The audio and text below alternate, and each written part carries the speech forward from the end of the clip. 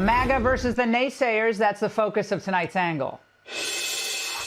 After years of downplaying Biden's inflation, Democrats and the press want you to believe that they really care about the cost of living and middle-class jobs. They're all singing, though, from the same hymnal.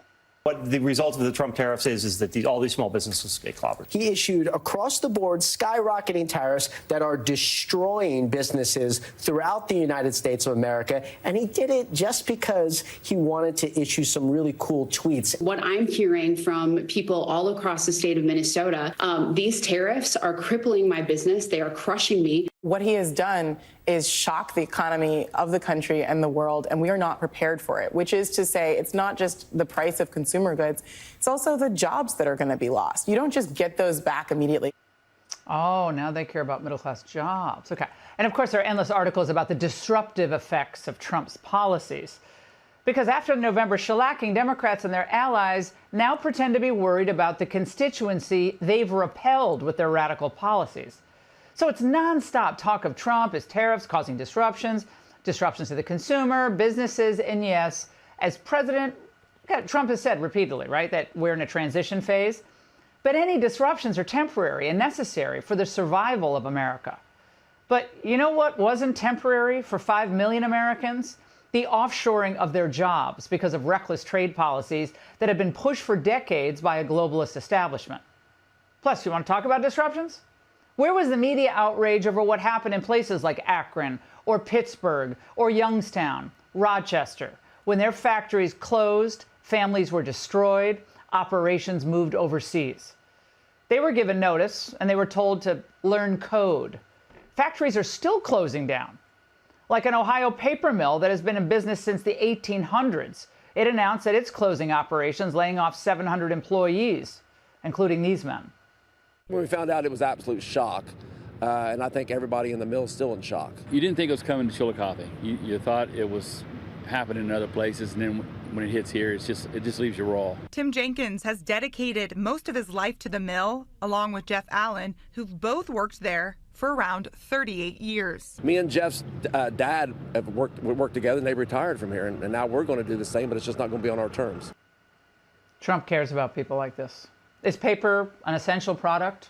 Well, it is to that community. It was the glue that held it together. Now, Trump's been watching these stories for 40 years. Entire regions of the country ripped apart because politicians didn't give a damn and other countries took advantage of our stupidity. Everything he's doing on trade right now, everything is designed to try to reinvigorate investment in America and remedy those past wrongs. But of course, the MAGA-hating media, they're hoping for a recession, cheering one on, and they want Trump to fail. So it's been more than a month, if you can believe it, since Donald Trump announced his sweeping and pretty ridiculous tariffs. But Mr. Art of the Deal, as he calls himself, has not yet struck a single trade deal, not a single one, with any single country. Oh, not a single one. Bet Jen wishes she had held that thought. This deal just fell into place. The Prime Minister did a fantastic job. His representatives are total professionals, and they got along well, and it just seemed to work. Things are going to move very quickly both ways. Trump was tired with the slow, conventional approach to trade deals. He felt they didn't get to the reset that we needed. So he had to try something more drastic to change the dynamic. He described his deliberate disruption theory. I think one of the reasons it did is because we blew up the whole system. If we would have just been dealing with you separately or, country by country, we blew up the whole system. It was very fair to very unfair to the United States. And I think because of that, this worked out so nicely. And I'm honored that it was the first deal. Yeah, the globalists blew it up. Trump's trying to fix it. And that's just the beginning. Commerce Secretary Howard Lutnick said today that dozens of deals will roll out in the next 30 days. And China talks are next. Scott's going to be going to Switzerland, meeting with China, and they very much want to make a deal. We can all play games. Who made the first call? Who didn't make it doesn't matter. It only matters what happens in that room. But I will tell you that China very much wants to make a deal. We'll see how that works out. Every country throughout the last 40, 50 years has literally ripped off the United States on trade, on military, on protection, on all the different things. And we are now making fair deals. Finally. And by the way, why does China need to make a deal? J.P. Morgan is projecting that they expect a 75 to 80% drop in imports from China this year because of these higher tariffs. Yeah, and despite China's tough talk, they can't replace our consumers. China's factories are under pressure, including ones that make American flags. No, this is the scenario Trump wanted to create. And to all the complainers, you know what I say? What is your alternative to allow China to dominate global trade and ultimately destroy our own independence? But the defenders of the old globalist status quo, who see no issue with the decline of U.S. manufacturing, they're hung up on the process. Don't back China into a corner. The market was very optimistic, very happy about the idea that there was a UK deal today. But I think we solved the problem we didn't have with UK today. That's what that trade deal was. But no, I wouldn't structure it this way. I would not shock the economy. Because this shock system of coming up with something crazy and then backing off of it over time is creating unnecessary panic, unnecessary losses. Yeah, panic on people who made a lot of money off the backs of the American middle class. What about the future gains that are coming to hardworking Americans? Do they count? I think we can say that we'll be close to $10 trillion of investment. I think we're actually at that number now if you add up some of the ones we haven't heard about yet. I mean, we have some going up right now. They have plants going up, and they haven't even spoken to us. They're doing it because of the tariffs. And tariffs have always been used against us. Trillions pouring in. We're going to be keeping track of the progress, because if investment of that magnitude really does materialize, yeah, this truly will be the golden age. Trump's team is working around the clock, trying to do something transformational. How many times do politicians actually do that? Almost never. Because they're trying to ensure that 10 and 20 years from now, we're a stronger, freer, more prosperous, and yes, happier country. Ambitious, but it's the right thing to do, and that's the angle.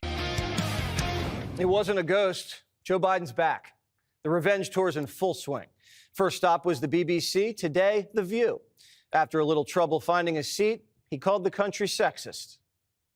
Why do you think the vice president lost, and were you surprised? No. I wasn't surprised, not because I didn't think the vice president was the most qualified person to be president. She is. She's qualified to be president of the United States of America. Right. But I was surprised. I wasn't surprised because they went the route of the sexist route, the whole route. I mean, this is a woman. She's this. She's that. I mean, it really. I've never seen quite as successful and a consistent campaign undercutting the notion that a woman couldn't lead the country, and a woman of mixed race. Biden just said he knew Kamala was going to lose. He said, of course she was going to lose. She's a woman. You saw what happened to Hillary. America's sexist. Biden went on The View and said, I told you so. You never should have staged the coup. I can't believe you thought Kamala was going to win, you idiots. Remember, he only endorsed her as payback to Barack after he got whacked. Kamala's whole campaign blew up on The View, remember? She couldn't think of anything she'd do differently. Joe just went back to the scene of the crime. There has been some reporting that you encouraged her for there to be no daylight between the two of you. First, is that true? And do you think in retrospect that she should have tried to differentiate all the wins that your administration had? Well, look, first of all, I did not advise her to say that, number one. Like I said, I was vice president. I understand the role, number one. Number two, I think she was talking about wouldn't have changed the successes we've had, not opposed to that we wouldn't change anything at all. She has to be her own person, and she was. She was part of every success we had. Biden did it again. He still won't let Kamala have any daylight between them. She's going to be running in 28, and Biden's going to be on a rocking chair saying, I taught her everything she knows. Then he says he shouldn't have stepped down. Knowing what you know now, do you think you would have beat him? Yeah, he still got 7 million fewer votes. Yes. There you go, okay? A lot of people didn't show up, number one. Number two, they're very close in those toss-up states. It wasn't a slam dunk. None of this makes sense. If you thought you could have beaten him, why'd you step down? If you knew Kamala would lose, why'd you step down? Why exactly did you step former down? president you served under, Barack Obama, George Clooney, a longtime supporter of yours, major Democratic donor, Chuck Schumer, your dear friend Nancy Pelosi also had expressed concerns about your ability to do the job for 4 more years. Can I ask what your relationship is with President Obama and how you address those concerns that they raised? Well, look, I think that the only reason I got out of the race was because I didn't want to have a divided Democratic Party. It was a simple proposition. And so that's why I got out of the race. I thought it was better to put the country ahead of my interest, my personal interest. I'm not being facetious. I'm being deadly earnest about that. If Biden knew Kamala was going to lose and he knew he was going to win, how is that putting country above party? If you're a Democrat, it's the opposite. It's putting party above country. What does Biden care if his party's divided if he beats Trump? If Trump's a dictator, like he says he was, why would Biden purposely lose an election? Now Trump's president and the Democrats are more divided than ever. This is why he went on The View. Any real journalist would have picked up on the flaws of that logic and say, Joe, what are you talking about? Finally, they got to the debate. Well, you know what freaked everybody out was that debate. Yep. It wasn't a great night. It was a bad night. Terrible night. And everybody lost their mind. Why do you think people bought into it, especially the Democrats? Well, first of all, we still were winning primaries. We were still doing everything. The Democratic Party at large didn't buy into it, but the Democratic leadership and some of the very significant contributors did. When I left the race, Kamala had hundreds of millions of dollars. She had the best organized campaign. I'm going to say something outrageous. I've not lost many debates in my life. I've been pretty good at doing that. I was sick. Biden says the Democrat Party was still behind him. He just had the sniffles. Pelosi and donors didn't understand that. The big guy claims he was on track to win. His campaign operation was better than Trump's. And he handed Kamala the world's fattest war chest. And he says it's not his fault. He was just too successful. All he wants is a thank you. Jill was there, and she says Barack should have shown her husband a little more respect. I went onto the stage after the debate. I mean, we all saw it. It was terrible. And so Joe looked at me and he said, I'll use screwed up. He said, he didn't say that. And I said, yeah. We all know Joe Biden. We know what he said. And I said, yeah, you did, Joe. But we have hundreds of people waiting for us. Put your shoulders back. Walk out there. You know, be who you are.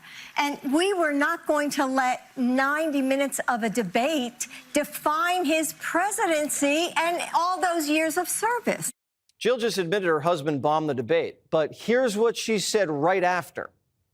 Joe, you did such a great job. You answered every question. You knew all the facts. Everyone else who watched the debate saw a man who couldn't be president and who should never have been president. The ladies asked Joe all about the tell-all books, quoting insiders who said he was mentally unfit and the White House covered it up. Listen. You are wrong.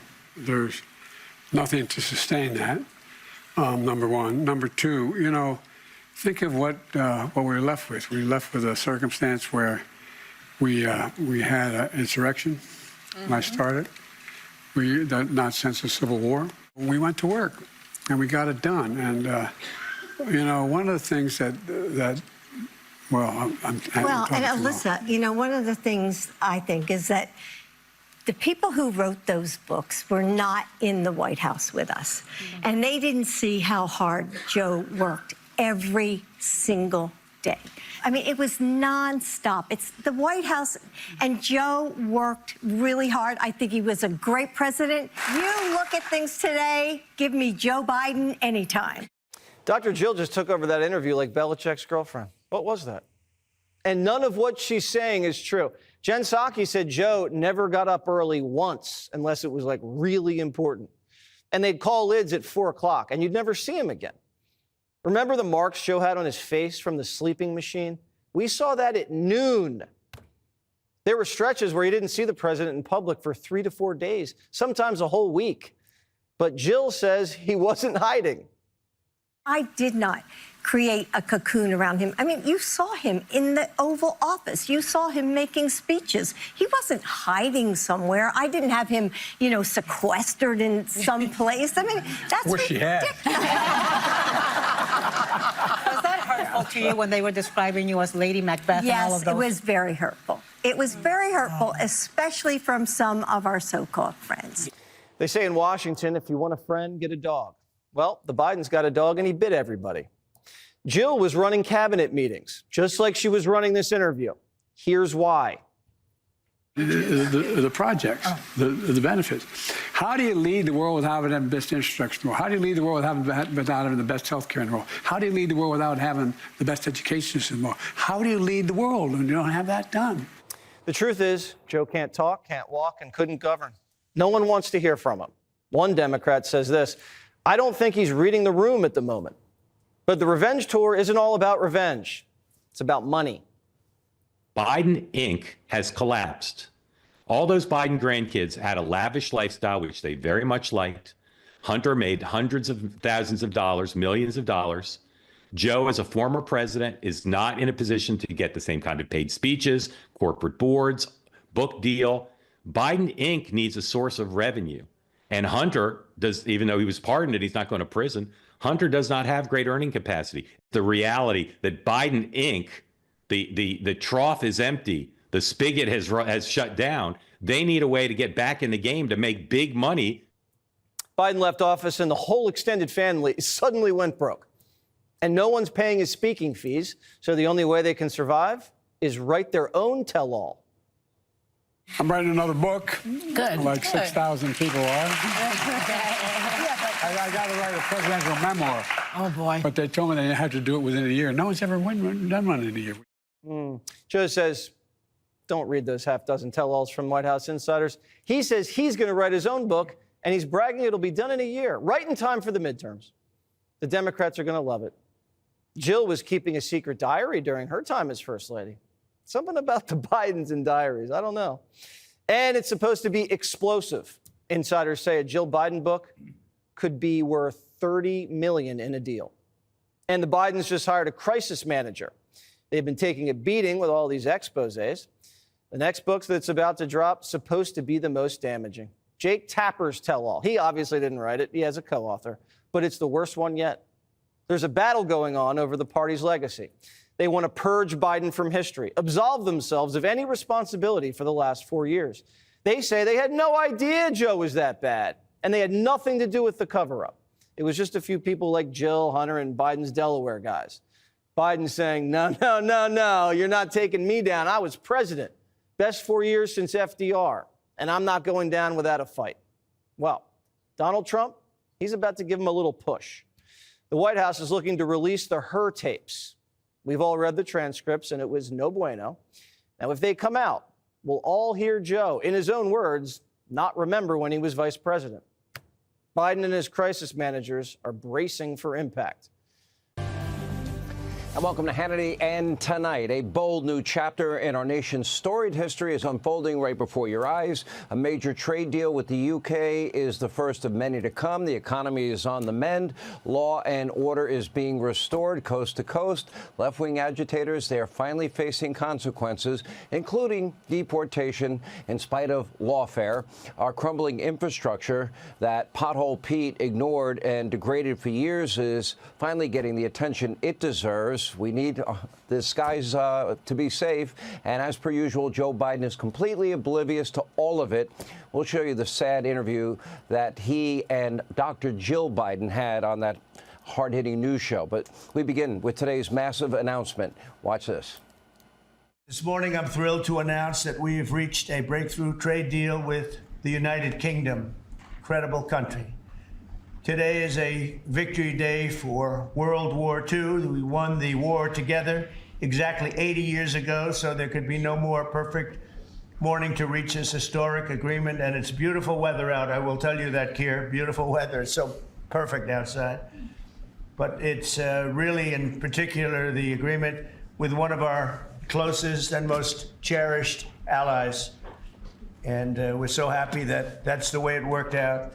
I want to thank Prime Minister Starmer and his very talented team for their outstanding work and partnership. Today's agreement with the UK is the first in a series of agreements on trade that my administration has been negotiating over the past 4 weeks. With this deal, the UK joins the United States in affirming that reciprocity and fairness is an essential and vital principle of international trade. Clearly, President Trump's manifest destiny, bold new trade deals with every country around the world, and today it started with our closest ally. Now, this deal cuts red tape between our two countries. It fast-tracks trade through customs. It also eliminates British tariffs on American steel, aluminum, and opens the British market to American ethanol, agriculture, machinery. In response, the Dow, S&P, NASDAQ all rallied today. The markets now have been up 13 out of the past 15 trading days. Funny how the mainstream media doesn't report that. Now, the highly respected Atlanta Fed raised its quarterly growth projections in just this week. It more than doubled to 2.3% from a week ago. Also, Goldman Sachs' fears of recession are subsiding. Nonstop hand-wringing from the legacy media mob and Democrats was yet again totally unfounded and ridiculous. And keep in mind, this is only one deal. This is only the beginning. And remember, on Saturday, Scott Bessent will be meeting in Geneva with China representatives. According to my sources, there are, in fact, numerous major agreements in the pipeline. Treasury Secretary Bessent is saying deals with 18 countries, big countries, currently in the works. Now, analysts at Goldman Sachs are even predicting a looming deal with the People's Republic of China. Scott Bessent, Chinese representatives, they will have that meeting on Saturday. And just off the coast, Taiwan is not even waiting for a new deal. China Airlines just ordered 14 brand new Boeing 777 planes with options for many more. Here's my message to the Democratic Party, the legacy media mob. Nobody cares about your doom and gloom and your hope and prayer for American failure. The American people elected a disruptor to the White House, someone who was not afraid to shake things up, someone who wouldn't settle for the status quo, for the institutionalism that is rotting D.C., and that's exactly what the American people are getting. For 50 to 60 years, America has been ripped off and abused and taken advantage of, and Donald Trump has said, enough's enough. And by the way, this is for the American economy, American manufacturing, and the people that make this country great, American workers. Now, remember, his threat of tariffs also resulted in over $8 trillion in commitments for manufacturing over the next 4 years in sectors where we need it: cars, pharmaceuticals, chips, and much, much more. We don't need to be dependent on any other country ever.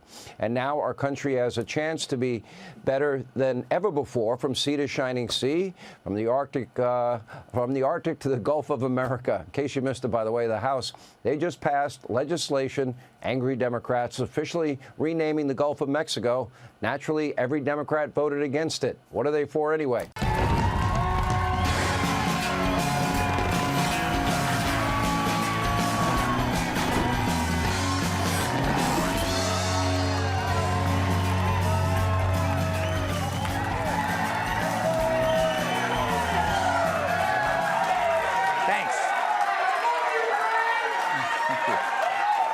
Thank you.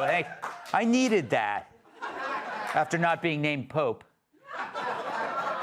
I know, disappointing. Happy Thursday, everyone. Yeah! So, former President Joe Biden was on The View today. Yeah, it's the closest Joy Behar has ever been to a vegetable in years. Fun story before the interview when the Secret Service patted down Whoopi. Imagine their surprise when they found Peter Dinklage.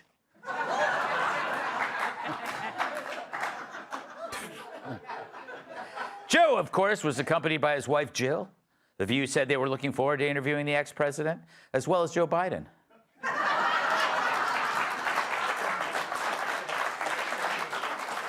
We'll get to more of that later. On a recent podcast, Simon Cowell said he once turned down a couple's offer of $150,000 to watch them have sex. Wow. These two are getting more and more desperate for viewers.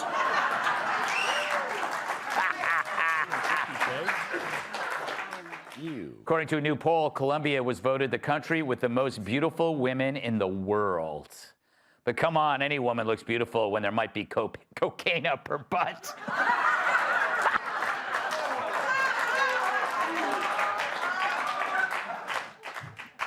Whoa. Whoa. I apologize. Tensions between India and Pakistan are still on the rise. As a result, the rest of the world fears they will have nowhere to turn for tech support.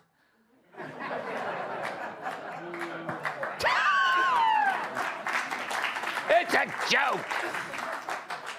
According to a new study, only 39% of Americans would donate an organ to a loved one. But one American actually volunteered to show you his organ.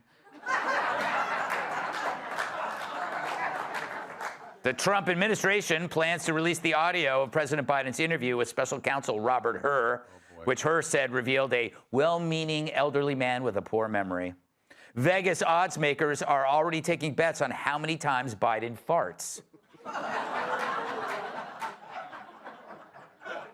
And finally, Ellen DeGeneres has shared videos of her new life in the English countryside cutting grass. It's not that surprising considering she's been mowing lawns for years. She loves to landscape. She was representing John Deere for years. Yes. You people go right to the lesbianism. All right. So Times Square just unveiled a 12-foot-tall plus-size statue of a black woman in a pantsuit who looks like she's about to confront her baby daddy on Jerry Springer. This inspiring monument was erected as a, quote, stark contrast to the two white men who have statues there already.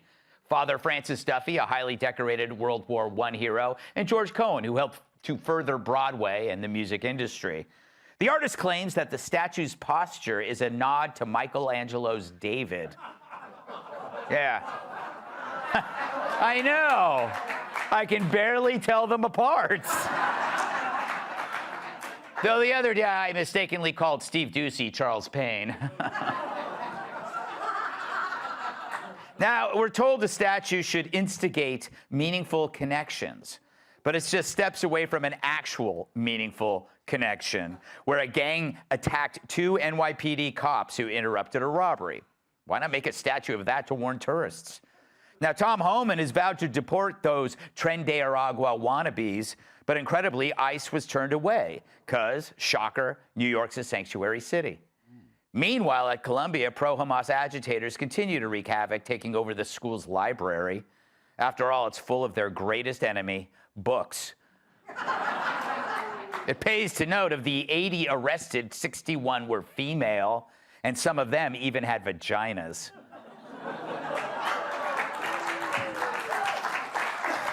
So how did we get here? Well, it's easy. The lefties traded law enforcement for performance art, and the results are written in blood. Remember the defund the police movement? A new study confirms what any sane person already knew: less policing equals more murder.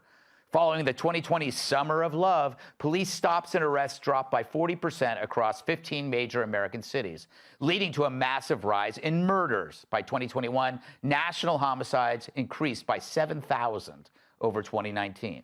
It's as if CNN's entire audience had vanished. They tried to lie about crime dropping, but like tickets to see Snow White, people weren't buying it. But from 2021 to 2024, as cities reinstated proactive policing, murders dropped by almost 40%. Wow. Now I understand why we have cops. They aren't just to show up and strip at Kudlow's hot tub parties. Those were good times. And just in time, a poll shows that most Americans, especially blacks, feel that George Floyd's death didn't lead to any meaningful reforms. They probably weren't happy with a bunch of white co-eds telling them they don't need cops in their neighborhoods, and then those co-eds leave. So what about all those slogans, all those street murals? Turned out to be worth as much as Kamala for President t-shirts. Sadly, we learned that BLM actually stood for Black Leaders Mansions. So we're not safer, we're not more equal, we're just poorer, angrier, and scared to take the subway. And what about the communities that defund was supposed to help? Anti-police policies hurt them the most, blacks in high-crime areas. Here in New York, $1 billion cut from the NYPD budget. Cop retirements up and recruitment down, and crime soared. Stores closed, loved ones never came home, as their subway rides turned into mobile asylums. It's called the Ferguson Effect, a rise in violent crime when you reduce the police force. And like J.B. Pritzker in the desert, I saw it coming from a mile away. The Ferguson effect is a real thing. The George Floyd effect is a real thing. We saw this coming. We saw that the Ferguson effect take hold. That led to destructions of cities, decimation of the police forces, and morale. And now they made it, the result is what you're seeing is the Ferguson effect is now the law of the land. I know what you're thinking. He's hot. And clairvoyant. That's why I know what you're thinking. In a way, that statue represents America's blue cities, a big hollow gesture that threatens to crush everyday people. Chicago, Oakland, SF, Portland, Seattle, Memphis, you get the idea. So when you hear all the lefty BS about criminal justice reform, think of this statue, because like everything, it's all for show. The Dems aren't looking to make you safer. They're stuck on political theater. Singing horribly, filibustering nonsense, flying away to brown-nosed gangbangers, demanding due process for millions of unvetted illegals. So as cops get jumped, we get a 12-foot gargoyle. And the people who suffer, not the elites, it's shopkeepers, subway riders, working women, the same communities the clueless libs claim to help. Hell, if they really want to get people talking, why not sculpt a murder victim? Let's welcome tonight's guest! His act is the reason we don't have him on more often. Comedian Joe Mackey. He was once voted best dressed at a nude beach. Host of Kudlow on Fox Business, Larry Kudlow. MTV gave this woman her start, and a loaf of bread will make her fart. Host of the Kennedy Saves the World podcast, Kennedy. And he causes more old ladies to faint than open casket funerals. New York Times bestselling author, comedian, and former NBA world champion. Joe, in the green room, you told me that the woman in the statue was not fat enough for you. Care to comment? Greg, that is true. I do love a little bit of junk in the trunk, and there's nothing wrong with that. More of the woman to love. That's what I say. But I will say this. If you wanted to make a statue of a random black woman that hasn't accomplished anything, you could have made one of Michelle Obama. Just teasing. Wow. I will say this. I think this is a great piece of art because art is supposed to reflect the times. Here is a large portion of society that doesn't care about actions and results and consequences. All they care about is group identity to make their judgments if an in-group does something good, if an out-group does something bad. And that's, when you understand that lens, you can understand the left very well. That's how Disney can protest Florida's so-called Don't Say Gay bill and then build a theme park in Abu Dhabi where being gay will get you beheaded because it's who's doing it. It's a non-Western country, so they're the in-group. And it's okay for me to say that because a lot of people on the internet think that I'm trans. That is true. Well, wait, what? Tyrus loves to kid. Wait, I thought you were. No. No? So it doesn't count. You know, not even like a little lowercase t? I guess Abu Dhabi, I won't be heading there. I'm getting Larry Kudlow. I'm getting whiplash. Sell high, Kudlow. Are you surprised defunding the police resulted in more killings? Yeah, it's a shocking outcome, really. But you know, you think about it, that whole story, George Floyd, the BLM, what changed? What changed exactly? I never understood this. Yeah. I don't think so. I don't think this was a racist country to begin with, okay? People would disagree, but I don't think it was a racist. Do we have bad apples? Yes, okay, on all sides. But we were not a racist country. And I don't think that people should forget all the great civil rights legislation that was passed in the last how many decades, particularly the 1960s, and it was enforced.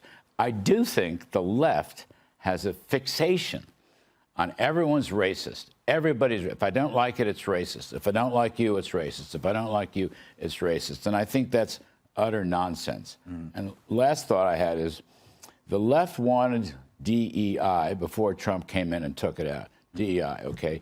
DEI and its ultra affirmative action is probably the most racist thing we've seen in decades. Yeah. And helped to spawn all of this anti-Semitism that is occurring on college campuses and other places as well. So I would say it backfired, it was stupid, and it's just the projection of the left, and that the country is completely rejecting what the left is thinking about.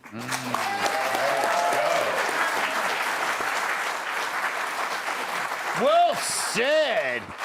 All right, Kennedy. There's so much in that monologue that just shined. Larry's or yours?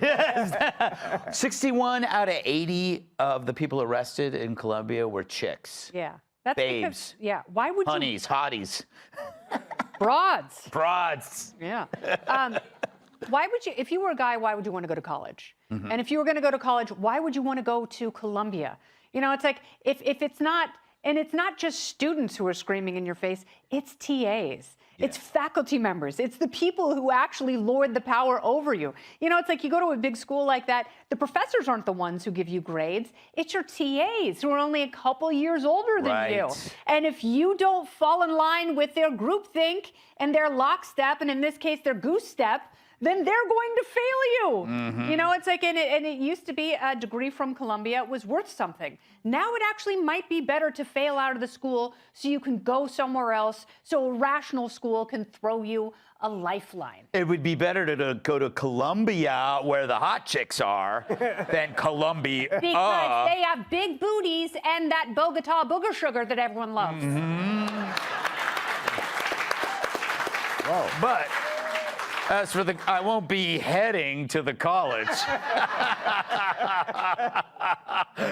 Oh, a little decapitation humor there, Tyrus. Okay. Don't lose your head, Gutfeld. So, did we need this study to tell us about the Ferguson Effect? Nobody cares. No, well, let's first of all, I got to speak on the statue because it's all connected. You know, if it wasn't for the Black Lives Matter scam hustle, I don't think it would have inspired a lot of not just black people, but people of color across the country to go, you know what, that doesn't represent me or who I am. It makes no sense. I don't want any part of it. And I think it made people more comfortable with saying, no, I'm going to stand up for character. Yeah. You know, not. And the thing about having a statue is you want to honor life achievement. People who have become great, they've shown greatness, or they were courage in a time of travesty or whatever. And that's why you have, you know, they talk about the two white guys. It wasn't Earl and Bob having a Subway sandwich. It was two men of character who just happened to be white, who did something that needed to be remembered and stories told. And the other side is, we just will take any obese, pissed off, hands on their hip, confrontational, because that's most of them are like. So they'll identify with that statue. Interesting. Nobody would want that statue made of them. Even if you look like that, you still would not want that statue made like that.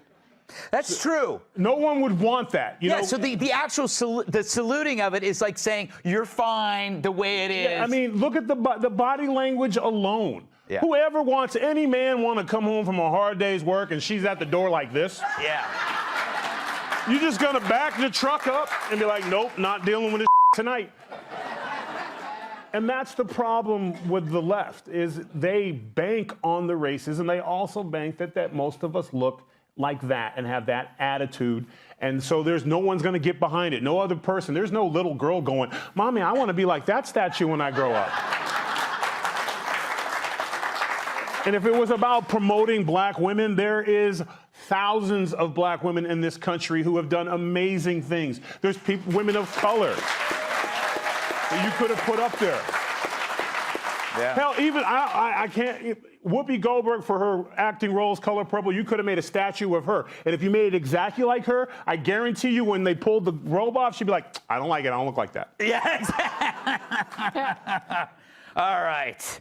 Up next, Joe and Jill hit up The View. Hey, Sean Hannity here. Hey, click here to subscribe to Fox News YouTube page and catch our hottest interviews and most compelling analysis. You will not get it anywhere else.